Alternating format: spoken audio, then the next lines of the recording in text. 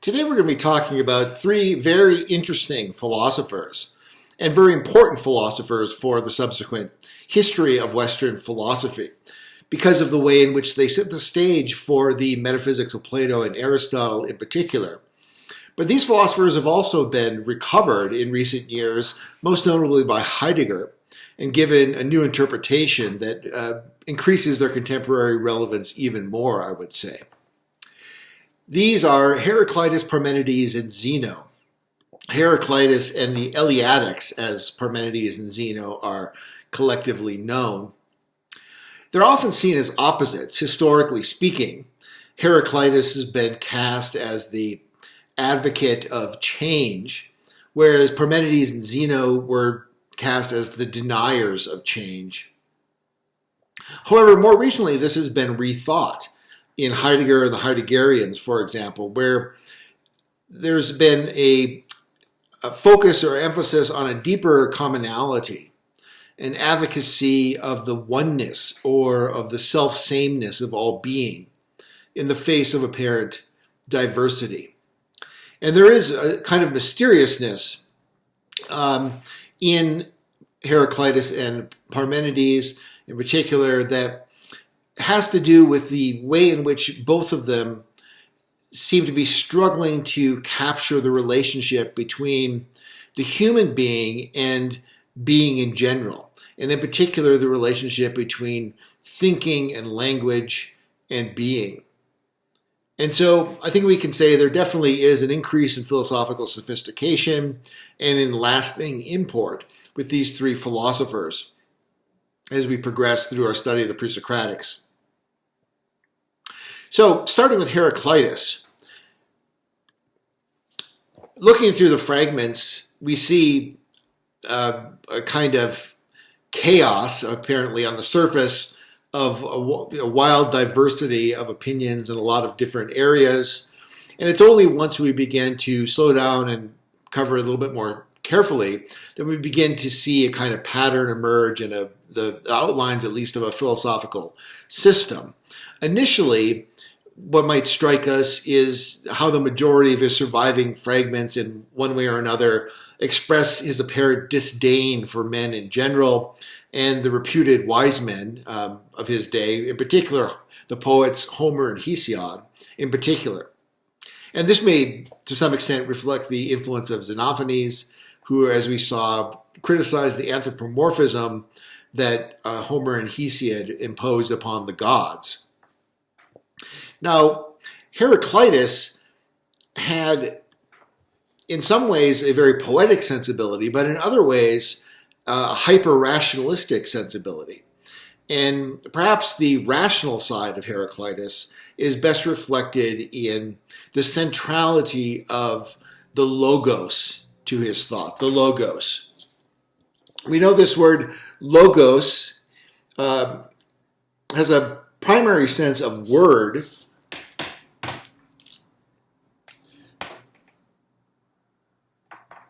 but it can also mean account, like giving an account or explanation of something.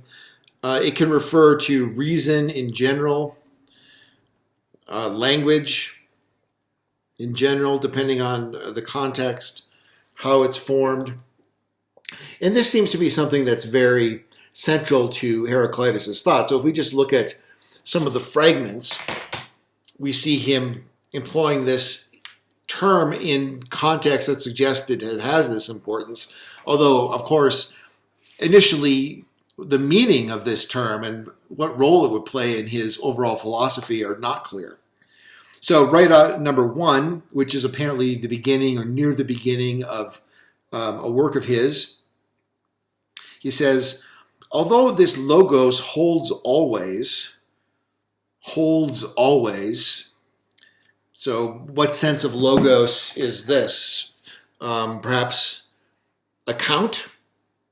This account is always true? Maybe.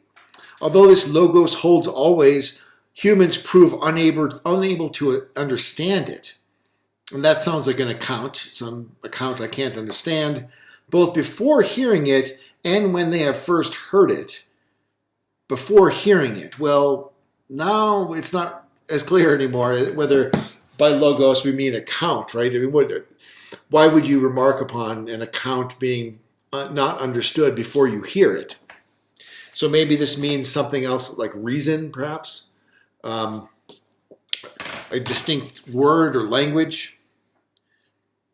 For although all things come to be or happen in accordance with this logos, humans are like the inexperienced when they experience such words and deeds as I set out, distinguishing each thing in accordance with its nature, physis, and saying how it is. Humans are like the inexperienced when they experience such words and deeds as I set out. So maybe this is referring to word, logos, distinguishing each thing in accordance with its nature and saying how it is. So that's what he's going to be doing, distinguishing each thing in accordance with its nature, physis, and I'll say something more later about the meaning of this Greek term physis, the different meanings it can have. But when other people fail to notice what they do when awake, just as they forget what they do while asleep. But other people fail to notice what they do when awake, just as they forget what they do while asleep. So the logos here is described as something that enlightens the mind. But of course, we have his sort of misanthropic attitude expressed here as well. My word, my account will enlighten the mind, but most people don't get it. It doesn't click. They go through life, as it were, sleeping. So we have the sense of the logos here for him primarily also as something that is a kind of enlightening, in the sense of an enlightening of the mind, or connected with a kind of enlightening of the mind.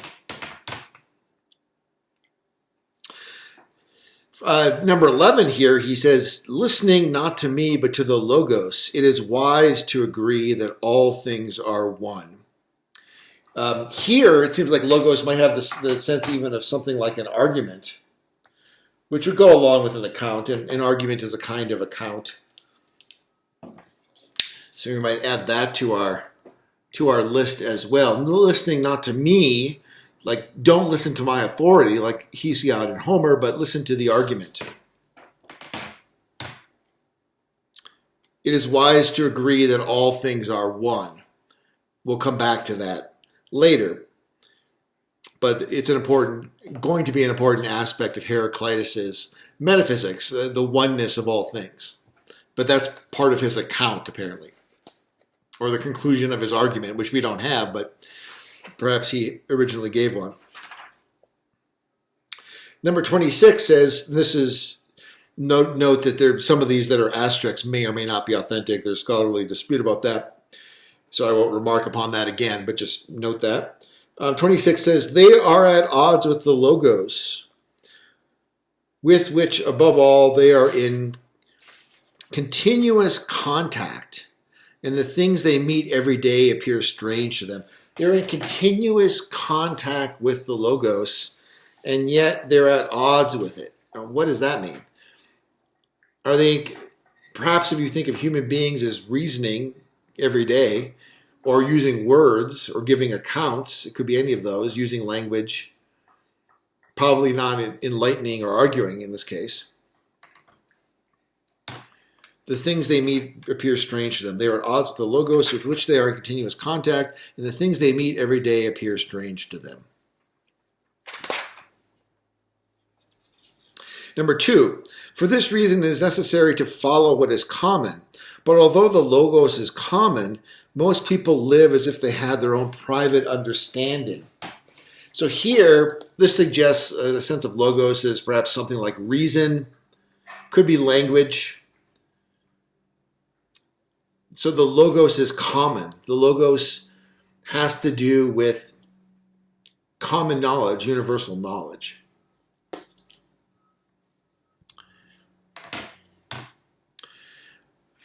In some of these fragments, it sounds like logos is not merely a human word or account, which would make it too subjective.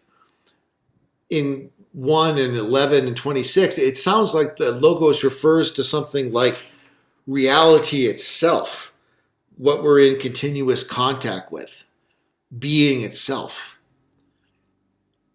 Perhaps there's some intimate relationship between the logos and being itself. Now, we already saw there in number 11 that he says the reality itself is one, or its character is accurately described when it is said that all things are one. So perhaps we might think of the logos as the reflection in language of the being of reality. The reflection in language of the being of reality. We'll put that up here as a possible interpretation for Heraclitus.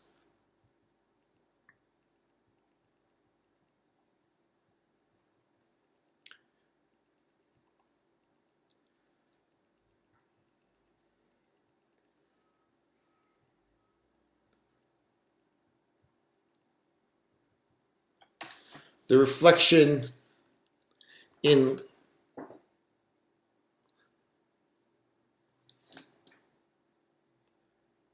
language, yeah, sometimes I can't read my own writing. The reflection in language of being or reality. That could be a possible interpretation. Obviously, we want to hold these interpretations rather lightly because of the paucity of the evidence, so we don't want to be too committed, but that might be a way to begin to think about this. So that would be a more objective understanding of logos than understanding it as something like word or language, if we think of these as being human constructs. But I think we don't want to construe logos as too objective either. He talks of the soul having a logos. In number 43, he describes this as a self-increasing logos. That makes it sound like understanding or logical capacity. In isolation, it would be natural to translate this as the soul has a self-increasing understanding in the way in which we teach ourselves through scientific inquiry, for example, philosophical reflection. Also, the soul seems to be outside of or subordinate to the logos. So we don't want to construe the soul as too subjective either. On 36 and 101, 36, he says, I search for or inquired into myself. I searched for and inquired into myself. And 101 says, a person's character is his divinity, his daimon, his guardian spirit. And the soul, it appears, has a depth that can't be fathomed. So on 42, you would not discover the limits of the soul, although you traveled every road. So deep a logos does it have. So deep a logos does it have. Heraclitus is suggesting a kind of depth psychology here. So the soul seems to be, for Heraclitus, sort of objective. Of course, I've already mentioned that in ancient Greek thought, the idea of the soul was or the psyche was the idea of the life principle of things. And this would include not only character, as in 101 or 87, for example, when he refers to the souls having a purity to them or something like that, a pure character if they're slain in war. That's one aspect of the soul, the character. But then another aspect would be just the physical principles that animate the body as well. And we see those in 50 and 63, where 50, for example, he says, for souls to become water is to die, for water to become earth is to die, but from earth water comes to be, from water soul. So what I want to say here, though, is that the point of bringing this up is that the logos, if we construe it as word, account, reason, language, we definitely do not want to construe this as some kind of faculty of the mind. That would be a modern sense. The soul seems to be outside of and subordinate to this logos, right? So the picture, in other words, is going to be something like this, where there's a logos, and then one of the things that it governs or controls is the soul. And it's not something like this, where you have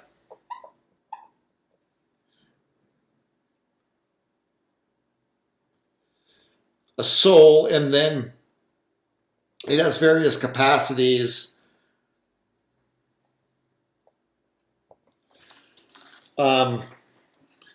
For example, a soul that can feel and can sense through the five senses, and then it also has a logical capacity. So the logos, in this sense, would be a faculty, one of the many faculties of the soul. Right? This is what I'm saying is not reflective of Heraclitus's view. Apparently, the soul is just one of many things that would be governed. And more generally, I think we want to say that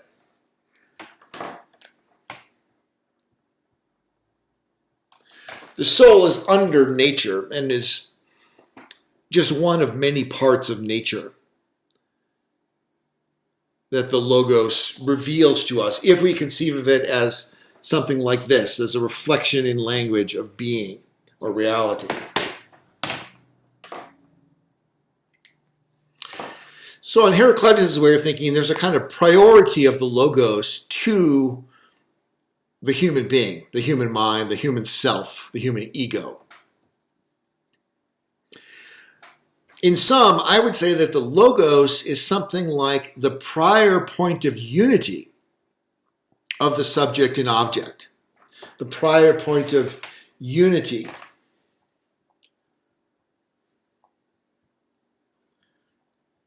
of subject and object.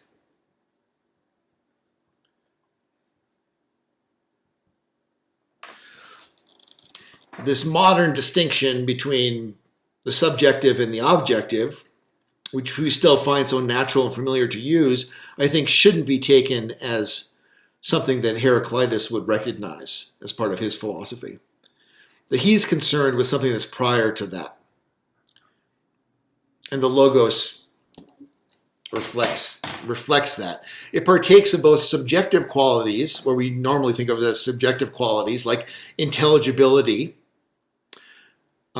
sense making, and also objective qualities like needing to be inquired into and needing to be discovered, not made, not in our control. And so that's why I've insisted here that the soul should be understood as part of nature and as something that is produced by the logos, if that's not a misstatement.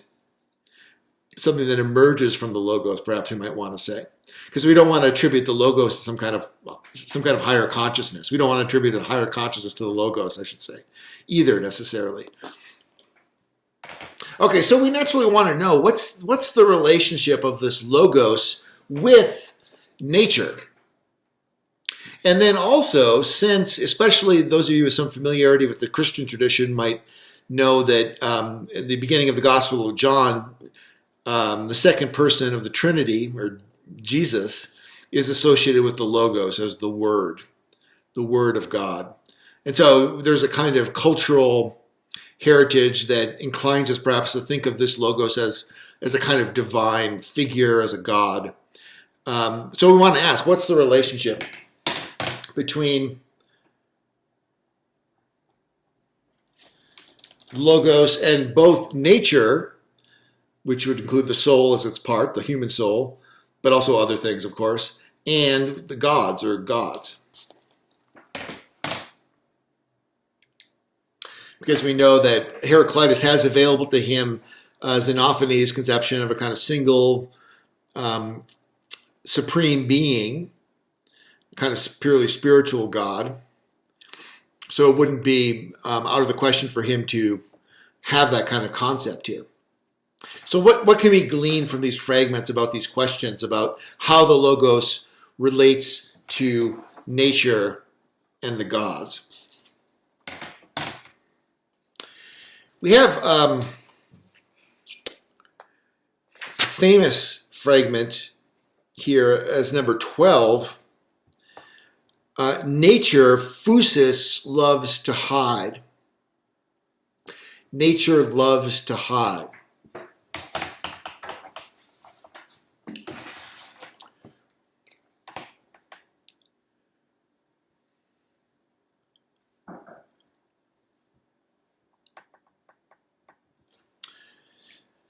Now this translates the Greek, and here it's useful to take a look at this in the original.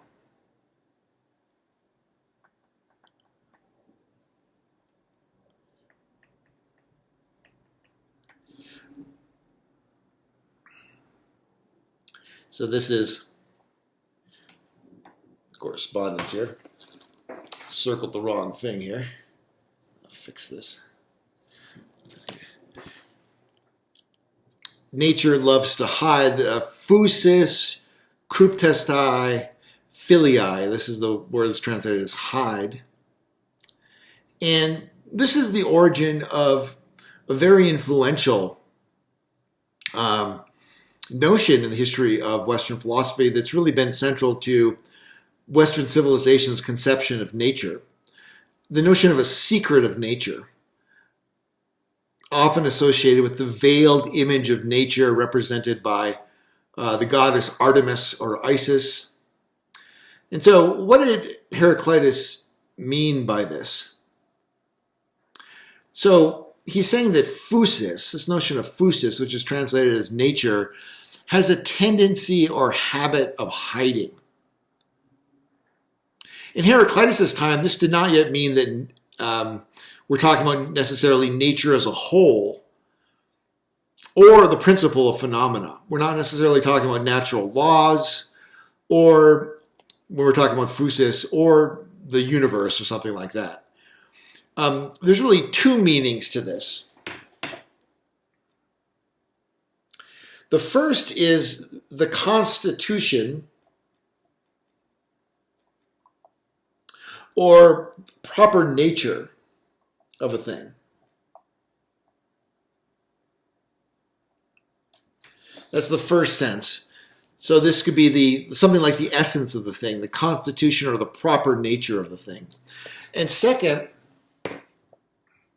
the thing's process of realization, genesis, appearance, or growth. And I should say here, giving credit where credit is due, that I'm largely drawing here on the account of the French historian of ideas, Pierre Hadot, who wrote a book called The Veil of Isis on the idea of nature in Western philosophy. I strongly recommend that. So keep that in mind. This is his analysis that I'm drawing upon.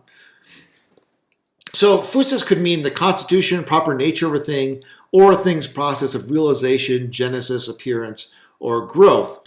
Phusis, in this first sense, is certainly attested in Heraclitus, where his method was to divide each thing while revealing the coincidence or contraries that were proper to its nature. And we'll see more of that in a bit. So in that sense, to hide might refer to the difficulty of discovering the nature of a thing. That we only discover a thing in its true nature when we come to discover the things that are opposed to it. The basic idea that, to understand the true essence of heat, you need to have an understanding of the true essence of cold, and vice versa. And similarly with night and day and so forth, wet and dry and the rest. So it could refer, in that sense, nature in Heraclitus' thought could refer to this idea of the constitution of a thing, which is discovered for him by revealing the contraries. This could mean that nature loves to hide. It could mean that the proper constitution of a thing loves not to be apparent. It's hard to understand. It's hard to understand the constitutions of things. And that would go along with some of these other fragments where he says people are walking through life as if they're sleeping. They don't understand the proper constitution of things. Secondly, it could also mean that the nature of things demands to be hidden. That this would go along with some of Heraclitus' more elitist comments that we find, his anti-democratic comments. For example, 95 and 97. 97, one person is 10,000 to me if he is the best. One exceptional person is worth 10,000 of the hoi polloi. So it's conceivable that this idea that nature loves to hide is that understanding nature is not for everyone. In other words, it's only for those who are spiritual elites, intellectual elites. But I think more interesting is the second idea, or second interpretation of phusis, second meaning that phusis had, a thing's process of realization, genesis, appearance, and growth. Where here, in this sense,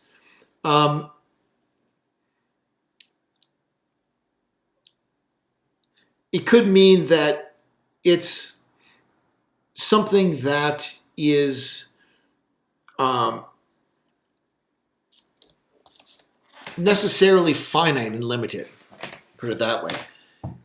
That the coming into being of things also necessarily involves a kind of going out of being of things. Phusis could then be what draws something into being, what draws it into the light of being and reveals it. And then kryptostai could mean something like burial. It's being veiled or buried over. So this could be opposing phusis or birth with kryptostai as a sense of death. Nature loves to hide, meaning emerging loves to die. What emerges loves to die. Everything that comes into being has a kind of principle of death within it, has a kind of finitude within it. That its existence is not indefinite or infinite, but it's a limited existence, it's a finite existence. So we have an opposition, potentially of birth and death. That would be another way of understanding it. I think either of these ways of understanding this important fragment that nature loves to hide, either as nature is something that's difficult to discover in its essence, or is something that is not for everyone, not for everyone to perceive, only those who are elites, or the idea that everything that comes into nature is finite and necessarily has to perish. All of these go along with a certain idea of nature as being insofar as it is understood. Nature is being insofar as it is understood.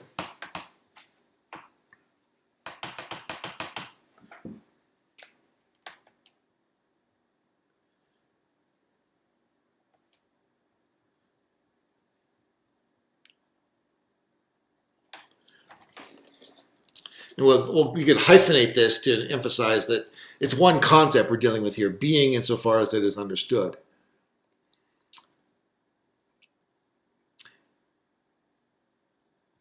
Now, if you can compare this with the idea of the logos as the reflection in language of being,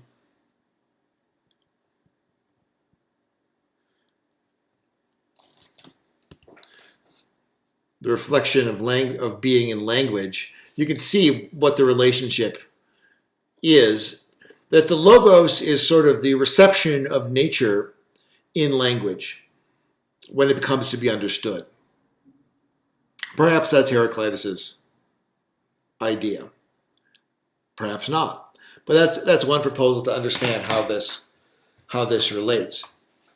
Now, what about the divine? I also raised this issue of the relationship between the logos and the divine. We can look at a couple more fragments to help out with this. If you look at 41, he says, human nature has no insight, but divine nature has it. Human nature has no insight, but divine nature has it. That could, of course, mean a lot of things taken by itself. 46. The wise is one alone, both willing and unwilling to be called by the name of Zeus.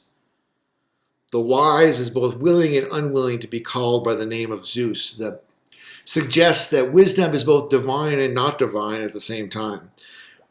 What could that mean? Perhaps it means that we can't really name the divine.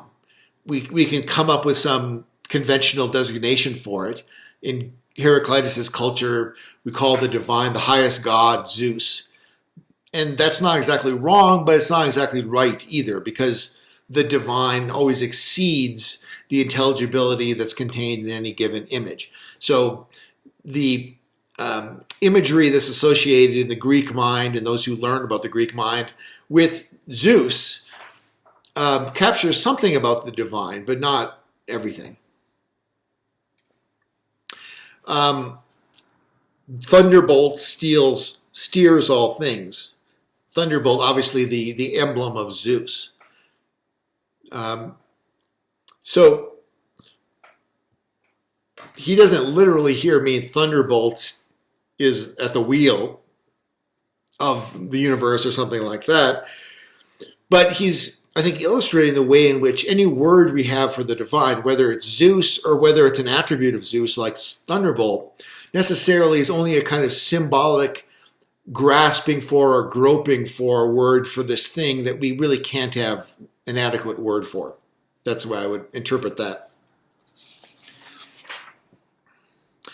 And then 77, God is day and night, winter and summer, war and peace, satiety and hunger, but changes the way when mingled and perfumes is named according to the sense of each.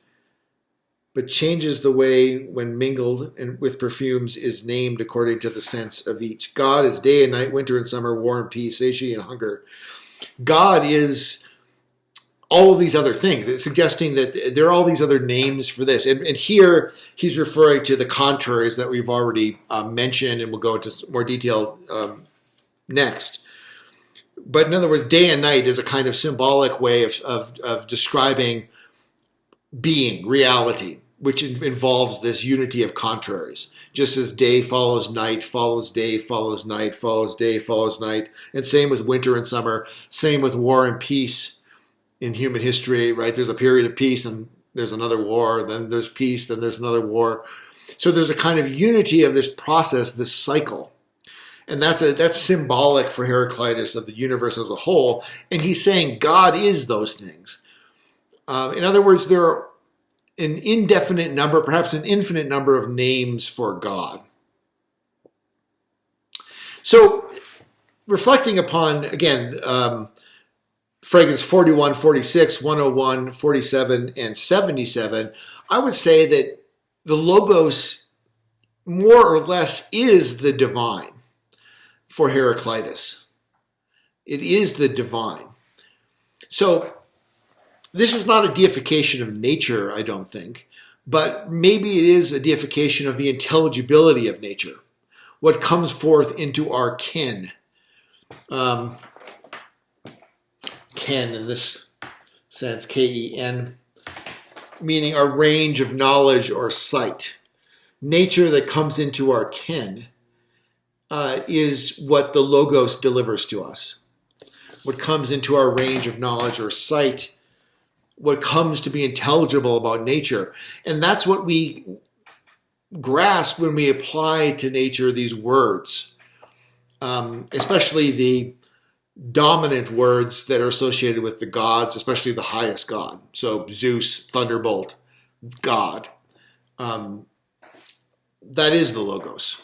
The Logos is this divine determining power that words have for us, as words bring nature into our ken, into our range of knowledge or sight, and then they determine our destiny for us in this way. The way in which we speak of things determines how we think of things, and that determines how life goes for us. And that's a godlike divine force. Okay, So that's just an interpretation, but it's a way to begin to grasp perhaps what Heraclitus is getting at here. So far, what I've said in reconstructing his views is pretty abstract, that logos is the intelligibility of nature. It is being insofar as it can be understood in language and brought into an account and thereby understood. But what is Heraclitus's account? We've talked sort of abstractly about logos as an account, as a bringing into intelligibility, nature or being. What is the account? Well, fortunately, it is possible to isolate certain specific images that seem to best capture Heraclitus's account of being, his word, his logos in the sense of his word or his account of being. Things like, for example, the flowing river. Or, let's see, we'll use blue for the river. Or fire. Fire is another one. Or war, we'll use brown for war. So 38. This is one of his famous fragments that you may have heard of. Upon those who step into the same river, different again and different waters flow. Right? You can never step into the same river twice. This is one of these fragments that gets Heraclitus the reputation for being the advocate of change, as opposed to the Eleatics, who are supposedly the advocate of the unchanging. Fire, 44. The cosmos the same for all, none for gods nor humans made, but it was always and is and shall be an ever-living fire, kindled in measures and extinguished in measures. And war, it describes, war is the father of all in number 56, and king of all. 55, it is necessary to know that war is common and justice is strife. Justice is strife, and all things happen in accordance with strife and necessity. So, what we see here is the river, which is always the same river, but is always changing because its constituent water is always changing. The fire, which is constantly changing its shape, but yet is one fire. And war, which involves, at the ground level, so to speak, a kind of chaos of constant tumult, but that can nevertheless be given a kind of unifying account. You can write a history of the Peloponnesian War or what have you. All of these point to a common theme where reality is understood as the unity of contradictions that I already alluded to earlier when describing how Heraclitus thinks of the natures of things. And so all of these are images for the unity of contradictions, river, fire, war. Heraclitus loves to repeat this theme of the contradictory nature of reality over and over again. So if you look at the string of fragments beginning with 64 and extending through 77 or so, I already read the one about God is day and night, winter and summer, war and peace, and so on. But there's a strong sense in Heraclitus that the true is the contradictory. The contradictory qualities belong to the same thing. So 66, the road up and the road down are one and the same. Up and down are obviously contradictories or opposites, but the road up and the road down are one and the same. 67, the sea is the purest and most polluted water. Contradictory is purity and pollution. It's to fishes drinkable and bringing safety, to humans undrinkable and destructive. 77, pigs wash themselves in mud. Birds in dust or ash.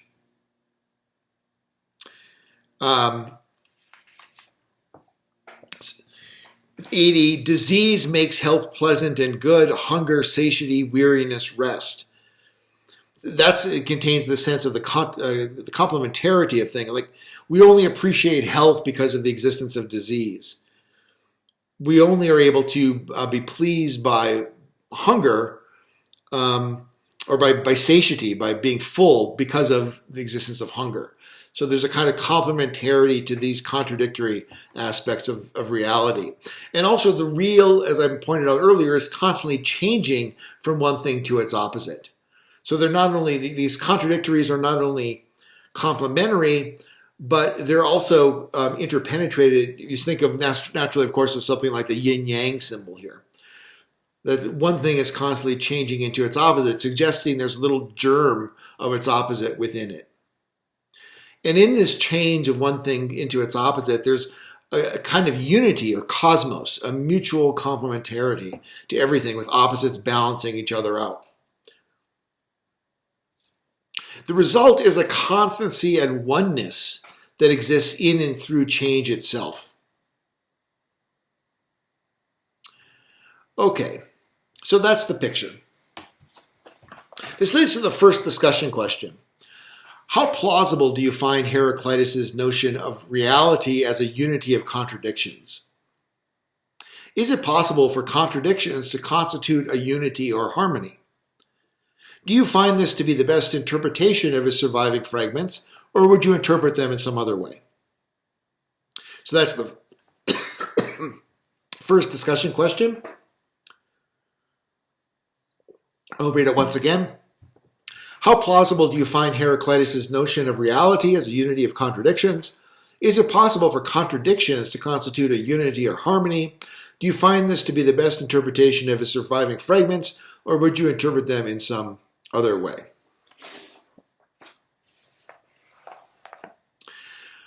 Okay, Parmenides.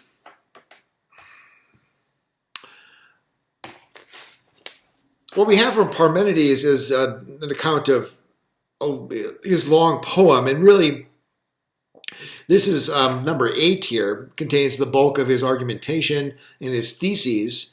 The material before this is a kind of poetic prologue, and the material after it has this problematic character that the introduction talks about, where Heraclitus seems to give the kind of cosmology that he criticizes in his more abstract characterizations of being.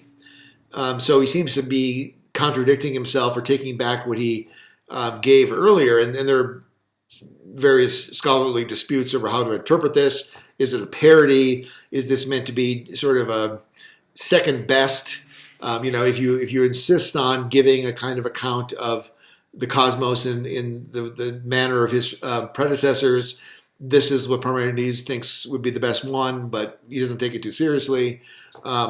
Is there kind of esoteric and exoteric thing going on, where the esoteric is basically the account for the wise, for the insider? Think about Heraclitus insisting that, perhaps insisting that, this kind of knowledge of the logos isn't for everyone, can't be understood by everyone. Perhaps something like that was Parmenides' idea. So he's got an exoteric, account for the outsiders that takes the form of a more conventional scientific account, and then the esoteric or the insider's account. These are all possible interpretations, but I'm not going to have much to say about the fragments after number 8. I just want to talk about the theses that we find in number 8. And the theses are basically can be summarized this way. So these are Parmenides' theses as I'm understanding them. And there are 5 main ones that you could divide these into sub-theses. First is that there is no non-being. Non-being doesn't exist. Second is there is no becoming or coming to be, meaning the same thing. Just like non-being and nothingness would be the same. Third is everything is the same.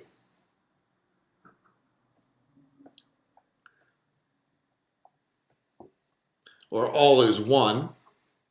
All being is one.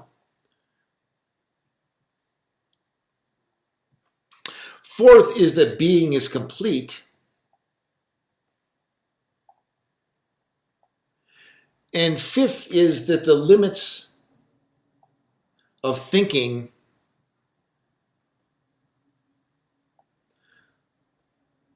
are the limits of being.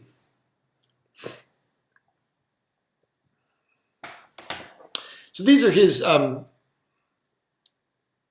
theses, according to me. This is my interpretation. Of course, you're encouraged to dispute any of this, and obviously there's much room for interpretation because of the obscurity of the poem. But once again, these are the ones I would say are his main theses that you find there. And these can all be found in number 8. There is no non-being. There is no coming to be or becoming. And I would add here that there are sort of sub-theses that fall out from this. And of these, important ones are that change is impossible. So there's no change. And also that being is eternal.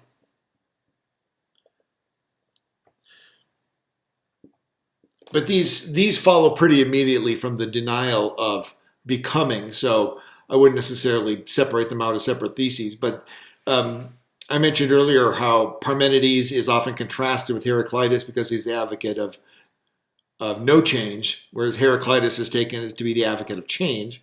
So that would fall under this.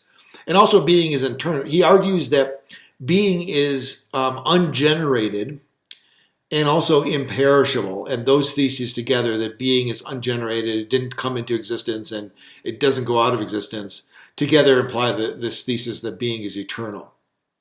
Then there's the thesis that everything is the same, all being is one, being is complete, and that the limits of thinking are the limits of being. So those are the theses. Now, what are the arguments for these theses? First, the thesis that there is no non-being. He says here in 8, from what, this is about a dozen lines down. From what is not, I will allow you neither to say nor think. For it is not to be said or thought that it is not. What is the argument for there being no non-being? Nothing is not. He might take this to be a tautology. It's presented in the poem as just something that's prohibited or prescribed. But he might take it to be, this is something self-evident, a self-evident axiom, non-being is not. To affirm the existence of non-being would be to say that nothingness exists, and one might hold that that's a contradiction, to say that nothingness exists. Or there might be, thinking of the fifth thesis here, this might have something to do with the thesis that the limits of thought are the limits of being, that the limits of thought do not extend beyond being. So this first one, exactly what the grounds of it are unclear. He doesn't give much materials that, at least to my mind, suggest a clear argument for this. But this might be taken as just a kind of self-evident axiom, like a kind of a tautology. With the second, though, I think there is a clear argument. So starting the fragment here, right at the beginning, to get the overall flavor, he says, just one story of a route is left, that it is. On this route there are signs, very many, that what is ungenerated and imperishable, a whole of a single kind, shaken and complete. Nor was it ever, nor will it be, since it is now altogether one, holding together. For what birth will you seek out for it? How and from what did it grow? From what is, I will allow you neither to say nor to think, for it is not to be said or thought that it is not. What need would have roused it, later or earlier, having begun from nothing to grow? In this way it is right, either fully to be or not. Nor will the force of true conviction ever permit anything to come to be beside it from what is not. For this reason, neither coming to be nor perishing did justice allow, loosening her shackles, but she, that is justice, holds it fast. And the decision about these things is this, is or is not, and has been decided as necessary to leave the one route unthought of and unnamed, for it is not a true route, so that the other is and is genuine. But how can what is be hereafter? How can it come to be? For if it came to be, it is not even if it is sometimes going to be. Thus, coming to be has been extinguished, and perishing cannot be investigated. Okay, so I think we can perhaps boil that down and reconstruct the central idea here as the following simple sort of argument.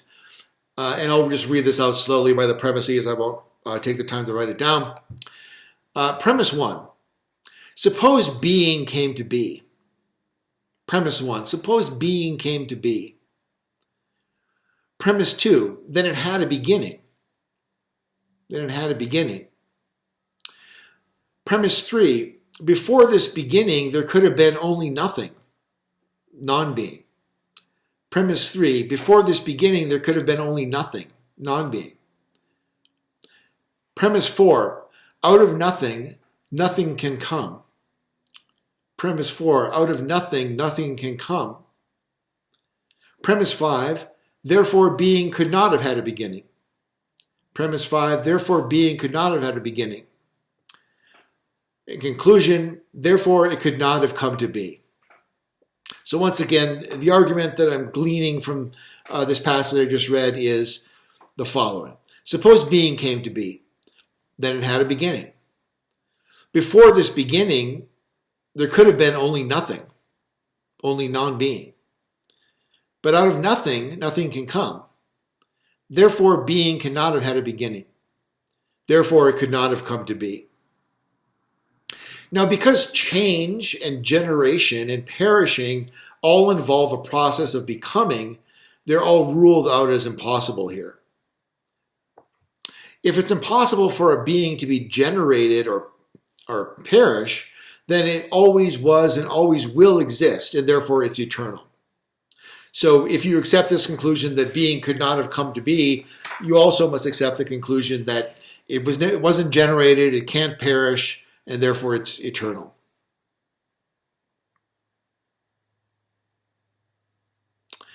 So the third thesis is that everything is the same, or all is one, all being is one.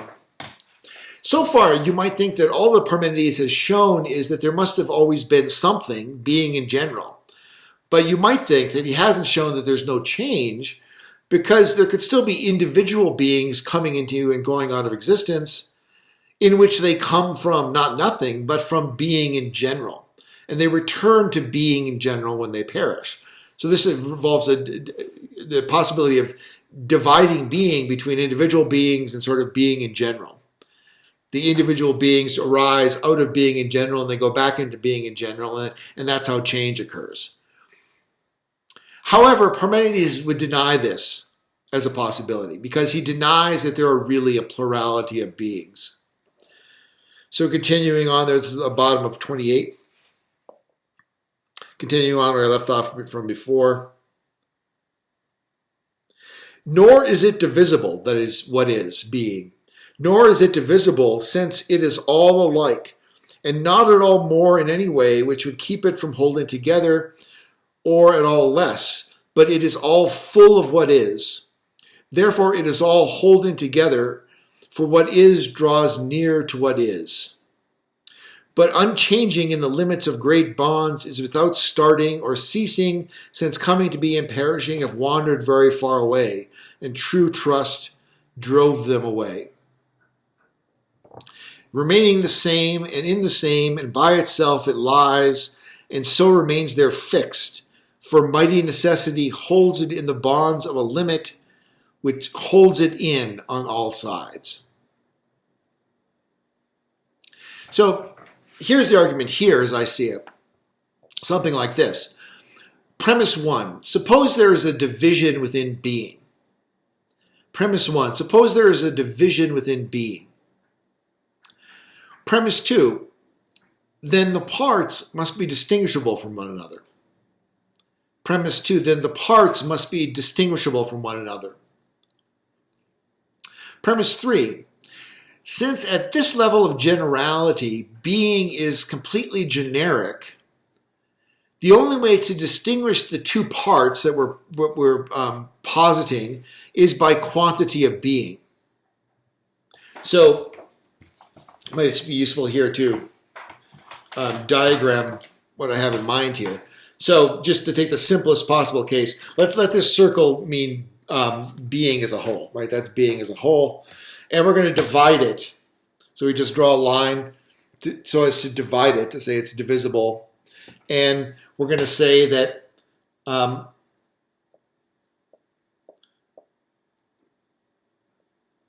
going to divide it into two parts. And we're going to have to distinguish these two parts in some way. But since we're dealing just with generic being, without any qualities at this level of generality, the only way to distinguish the two parts is by quantity of being. So we have to say something like this. One part has less being and one part has more being. And that's how we distinguish them, so that we don't know that they're just the same, right? You have to kind of think of this abstractly. Of course, in this diagram, you could distinguish this by saying, well, this part's over here, right, closer to that wall, and this part's here or closer to that wall. But this is an abstraction. We're not imagining it being in space in this way. Right? The only way to distinguish it would be that one has more being and one has less being, because we're just dealing with completely generic being at this level of description. So one part must have more being than the other. That's what we're describing here. So that's premise 4. Thus, one part must have more being than the other. Premise 5 would say that this is equivalent to saying that one part must have more non-being than the other. Right? So to say this has less being is equivalent to saying it has more non-being. And to say the other side has more being is equivalent to saying, it has less non-being compared to the other side.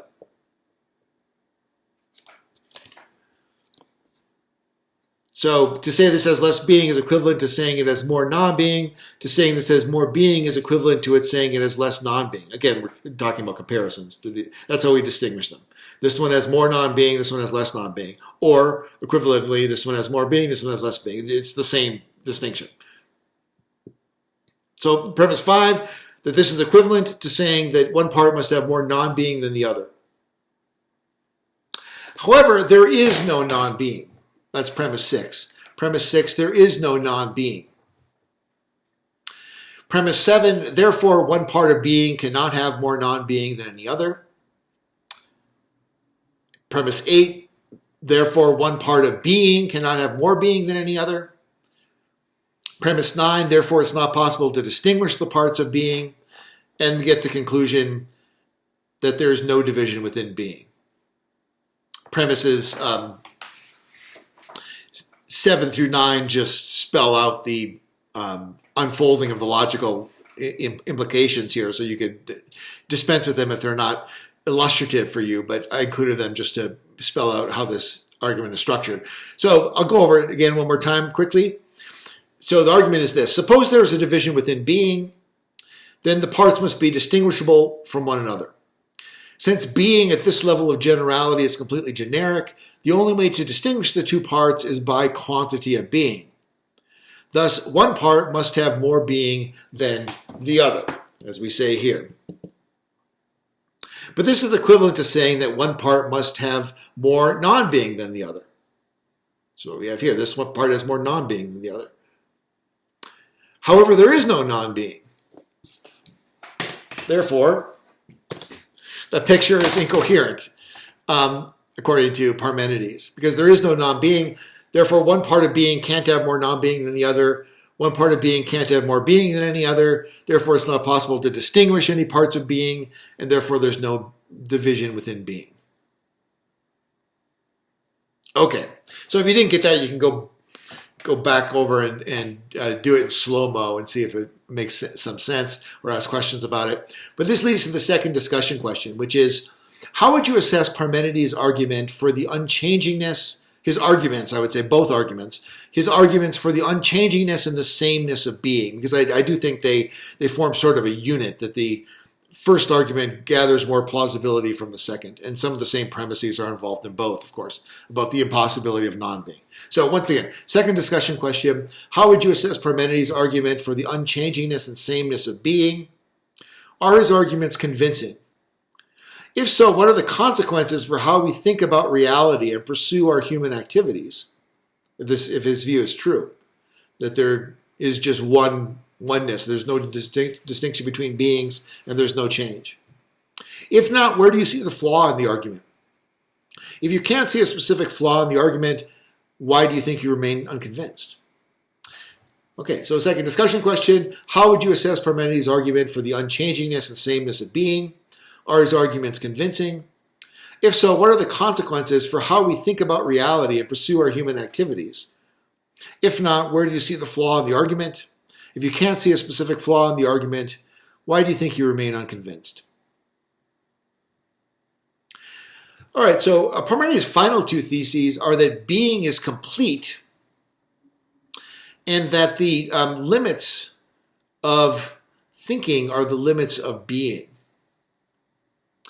As far as being is complete goes,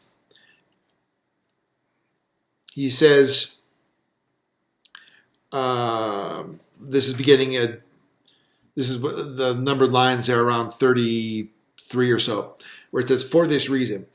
For this reason, it is right for what is to be not incomplete, for it is not lacking.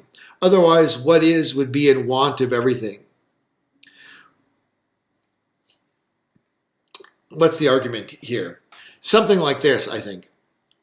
Premise one, suppose being is incomplete. Premise two, in that case, it would lack something. Premise three, the only thing being could lack would be non-being. Premise four, by now you could probably anticipate what premise four is going to be. But there is no non-being. Conclusion, therefore, being is not incomplete. It is complete. So the argument here is just quite simply, suppose being is incomplete. In that case, it would lack something. The only thing it could lack would be non-being, but there is no non-being. Therefore, being is not incomplete. It's complete. So that was pretty straightforward, and if you accept the first two arguments, you probably wouldn't have a problem with this one. It's less clear what we should take this second thesis to mean when I'm describing as the thesis that the limits of thinking are the limits of being. I'll remind ourselves of that again. The limits of thinking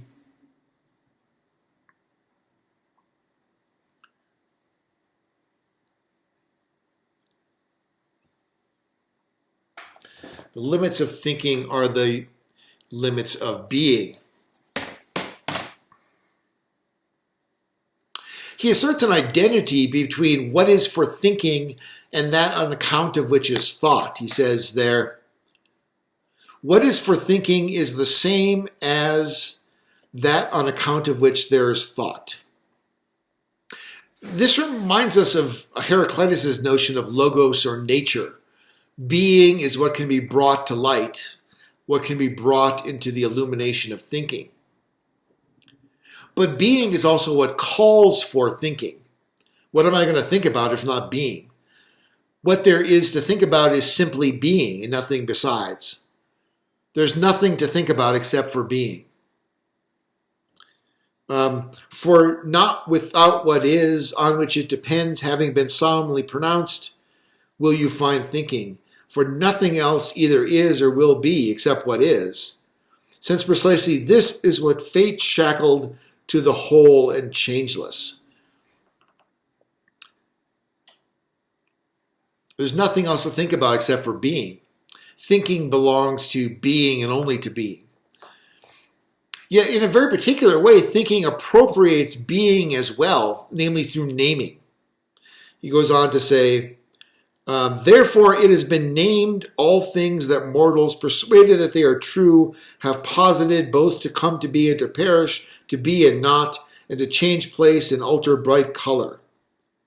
Since the limit is ultimate, it, namely what is complete from all directions, like the bulk of a ball, well-rounded from all sides, equally matched in every way from the middle, etc., etc. But the key point here, I think, is this point about naming. It has been named all things that mortals persuaded that are true are posited, both to come to be and to perish, to be and to not, and to change place in ultra bright color. There's a lot of obscurity here and therefore uncertainty about exactly what he means, but he seems to be thinking here of some intimate connection between what is, thinking, and naming. It's not that we set the limits of being by virtue of thinking, but rather I think that these match the limits. Our thinking matches the limits. Our naming matches the limits of being.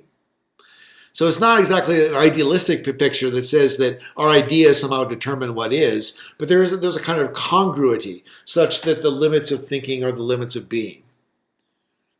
But there's a lot more that one could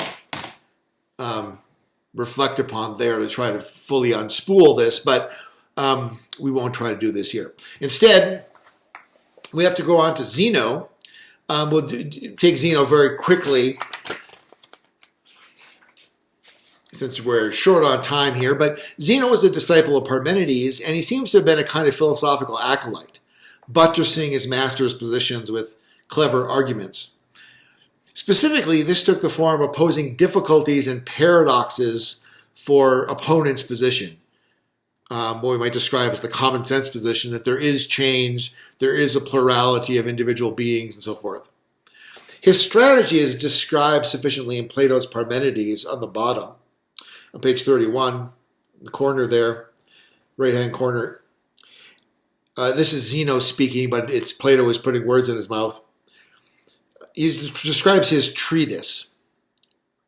The treatise, he says, is a defense of Parmenides' arguments against those who try to make fun of it, saying that if what is one, the argument has many ridiculous consequences which contradict it. No, my treatise opposes the advocates of plurality and pays them back the same and more, aiming to prove that their hypothesis, if there are many things, suffers still more ridiculous consequences than the hypothesis that there is one, if anyone follows it through sufficiently. And so we see this sort of way of paradox, showing the basic argument formed here is a kind of refutation of the opponent, and saying there's an exclusive opposition. Either you accept Parmenides' position, that being is one and the same and doesn't change, or you accept the opponent's position that says the opposite. But if you accept the opponent's position, you end up with these absurdities, and therefore you should accept Parmenides' position. That's what he's saying is the idea here. And basically, 4 and 5 concern the paradoxes that result if you posit that there are many. So we can call these paradoxes of the many. And number 7 and 8 concern paradoxes of motion or change.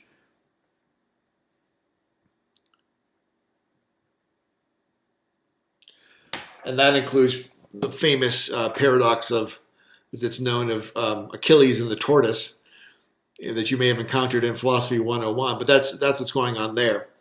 However, we are out of time, so I won't discuss the details of these here. I'm happy to do it if you email me with your interpretation or questions you have about why these are paradoxes.